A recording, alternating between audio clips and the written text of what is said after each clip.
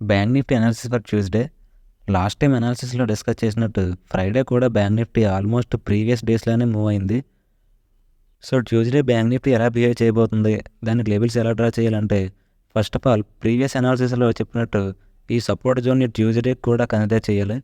Up side ఈ 2 హైస్ని connect చేస్తూ ఒక రెసిస్టెంట్ లైన్ డ్రా చేయాలి. అండ్ డౌన్ సైడ్ ఈ క్యాండిల్స్ని కనెక్ట్ చేస్తూ ఒక సపోర్ట్ లైన్ డ్రా చేయాలి. ఇన్ కేస్ బ్యాంక్ నిఫ్టీ ఈ సపోర్ట్ జోన్ని బ్రేక్ చేసినా ఈ సపోర్ట్ లెవెల్ నుంచి రివర్స్ అవ్వచ్చనే చిన్న డౌట్తో ఈ సపోర్ట్ లెవెల్ని కనెక్ట్ చేయాలి.